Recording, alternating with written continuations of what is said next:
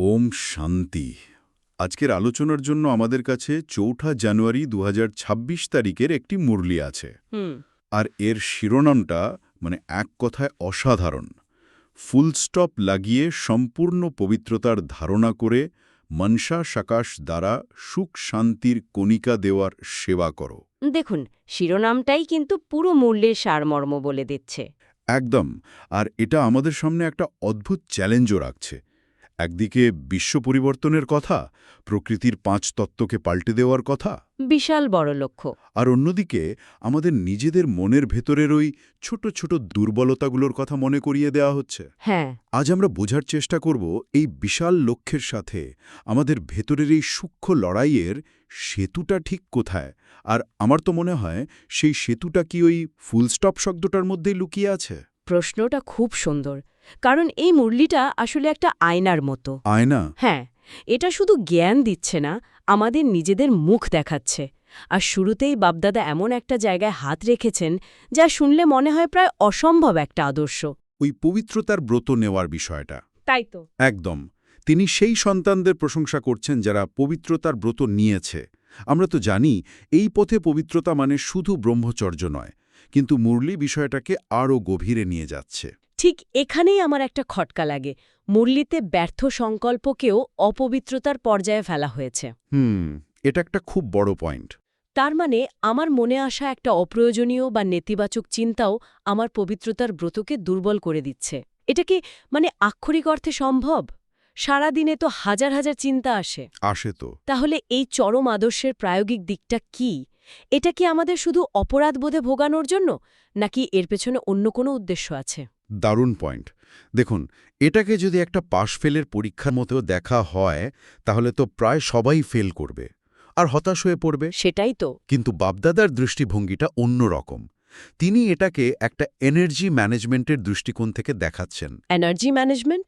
হ্যাঁ, প্রত্যেকটা ব্যর্থ সংকল্প, প্রত্যেকটা কেন হলো, কি হলো জাতীয় চিন্তা আমাদের মানসিক শক্তি বা সংকল্প শক্তিকে বলতে গেলে জলের মতো খরচ করে দেয়। আচ্ছা। তাই অপবিত্রতা শব্দটা এখানে পাপপুণ্যের বিচারে নয়, বরং শক্তির অপচয়ের নিরিখে ব্যবহার করা হয়েছে। ও আচ্ছা। যেমন একটা ফুটো পাত্রে জল রাখা যায় না, তেমনি অপচয়ী সংকল্পের মধ্যে দিয়ে আধ্যাত্মিক শক্তি ধরে রাখা যায় না। পবিত্রতা এখানে শক্তির বিশুদ্ধতম এবং সবচেয়ে কার্যকর রূপ। তার মানে পবিত্রতা হলো এক ধরনের আধ্যাত্মিক এফিসিয়েন্সি বা কার্যকারিতা। একদম। আর মুরলিতে যে অতীন্দ্রিয় সুখের অনুভূতির কথা বলা হয়েছে সেটা হলো এই এফিসিয়েন্সিরই ফল। ঠিক তাই। একটা বাই প্রোডাক্ট বলতে পারেন। যদি সেই সুখের অনুভূতিটা স্থায়ী না হয়, তার মানে সিস্টেমের কোথাও লিকেজ আছে, শক্তি বেরিয়ে যাচ্ছে। বাহ, খুব সুন্দর ব্যাখ্যা। সেই সুখটাই হলো আপনার আধ্যাত্মিক স্বাস্থ্যের থার্মোমিটার। যদি কাঁটাটা সবসময় উপরে না থাকে, তার মানে বুঝতে হবে যে মন, বচন, কর্ম, সম্বন্ধ বা স্বপ্নে এই ৫টির কোনো একটি জায়গায় শক্তির অপচয় হচ্ছে। আর এই প্রসঙ্গেই তো মুরলির সবচেয়ে নাটকীয় মুহূর্তটা আসে। হ্যাঁ, যখন বাপদাদা জিজ্ঞাসা করেন কারা নিজেদের সদা অর্থাৎ সবসময় মাস্টার সর্বশক্তিমান অনুভব করে, আর খুব কম হাত ওঠে। এটা পড়ার সময় আমার গায়ে কাঁটা দিচ্ছিল। এটা একটা লাইভ অডিট। একদম। সবার সামনে নিজের ভেতরের অবস্থাটা প্রকাশ পেয়ে যাচ্ছে। মুহূর্তটা নিশ্চয়ই খুব অস্বস্তিকর, কিন্তু ভীষণ জরুরি একটা আত্মবিশ্লেষণের সুযোগ। ঠিক তাই। এটা কোনো অভিযোগ নয়, এটা একটা ডায়াগনোসিস।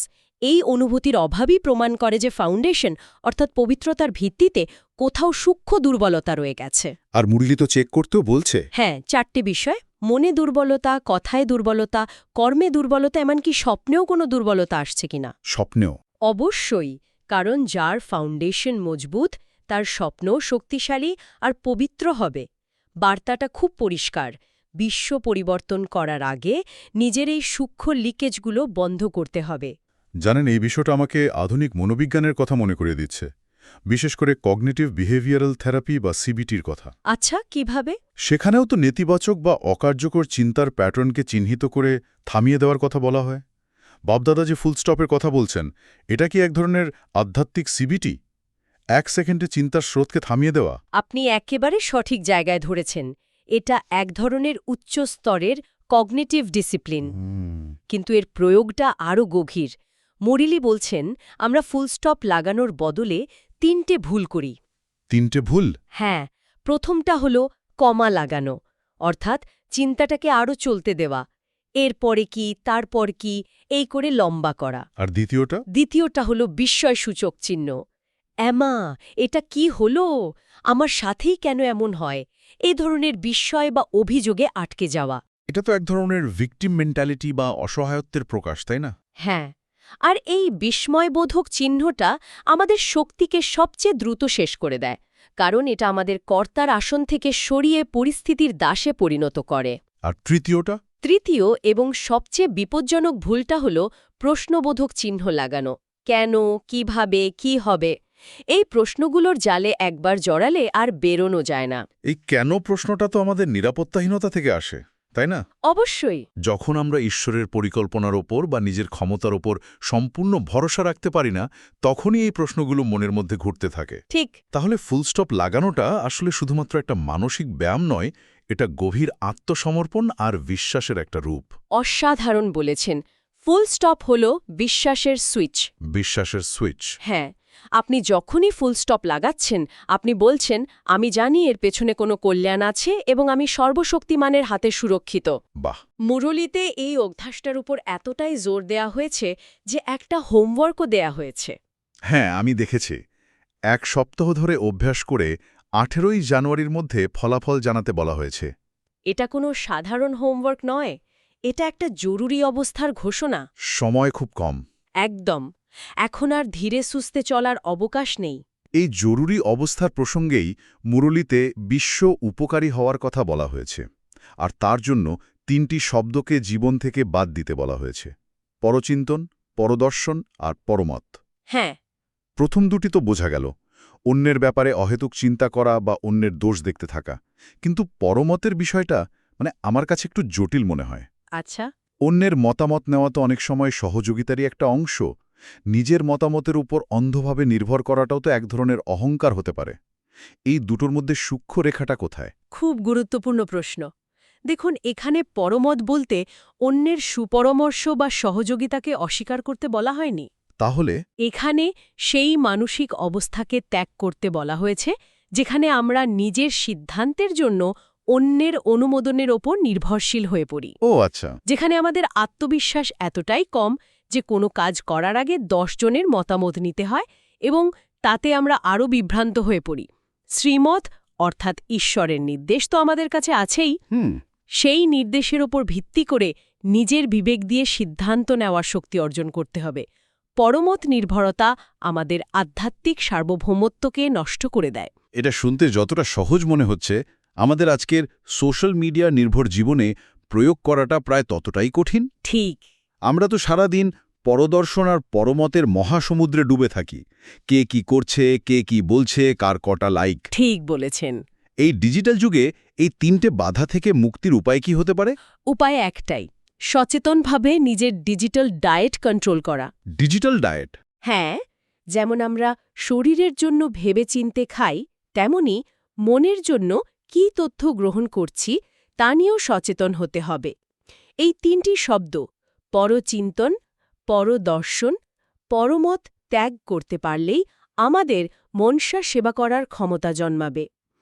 মন দ্বারা সেবা। হ্যাঁ, অর্থাৎ মন এত শক্তিশালী আর স্থির হয়ে যাবে যে আমরা সংকল্পের মাধ্যমে দূরে থাকা আত্মাদের কাছেও সুখশান্তির শক্তি পাঠাতে পারব।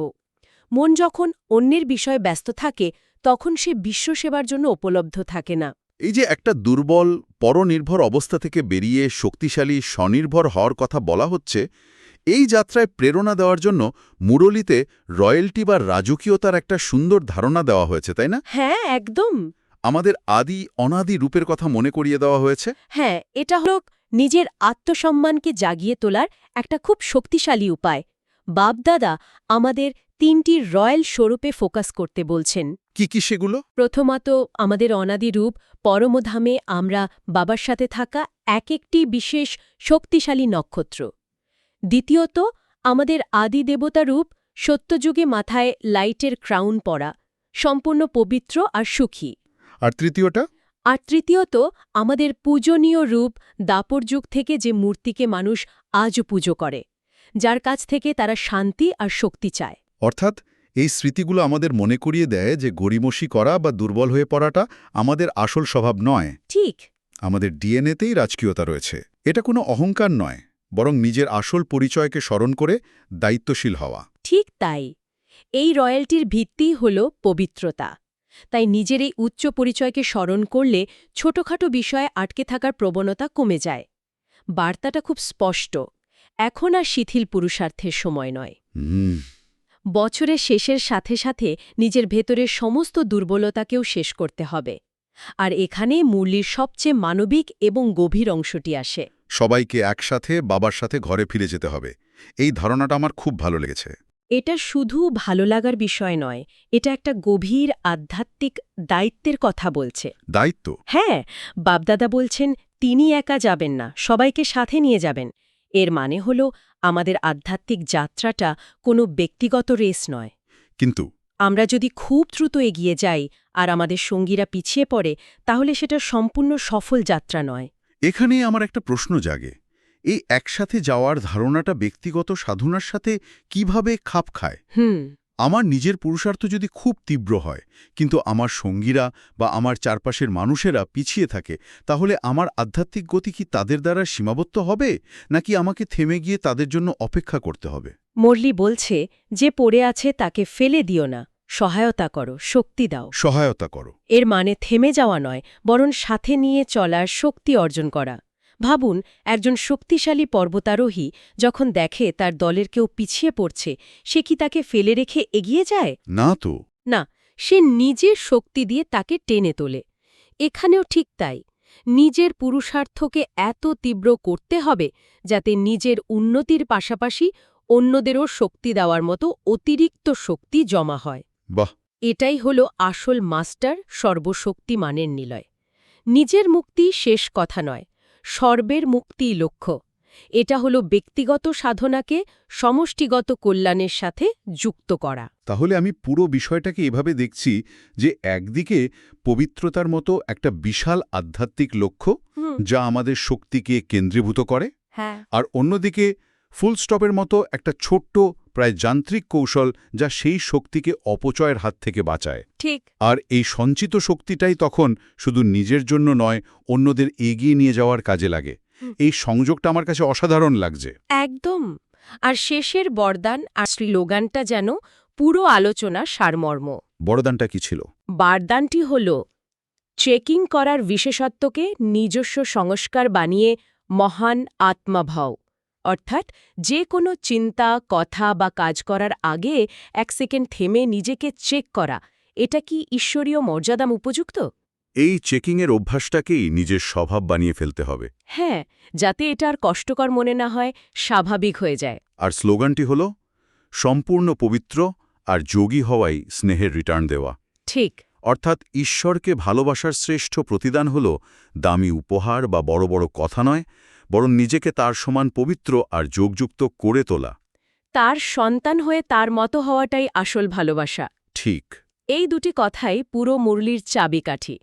এখন আর শুধু জানার বা আলোচনার সময় নয়, এখন প্রতিটি মুহূর্তে এই জ্ঞানকে প্রয়োগ করে নিজেকে পরিবর্তন করে দেখানোর সময়। এ মুরলিতে বারবার বলা হয়েছে যে সবাইকে একসাথে যেতে হবে এবং দুর্বলদের ফেলে না দিয়ে তাদের সহযোগিতা করতে হবে। এটা একটা গভীর প্রশ্ন তুলে ধরে, নিজের ব্যক্তিগত আধ্যাত্মিক অগ্রগতির সাথে অন্যদের, বিশেষ করে যারা পিছিয়ে পড়ছে, তাদের প্রতি আমাদের দায়িত্বের সম্পর্কটি ঠিক কেমন? এই আধ্যাত্মিক পারস্পরিক নির্ভরতা বা সমর্থনের আসল রূপ বাস্তবে কেমন হতে পারে? এটা কি শুধু তাদের ভালো চিন্তা করা, নাকি এর কোনো আরও সক্রিয় ব্যবহারিক রূপও আছে? ওম শান্তি।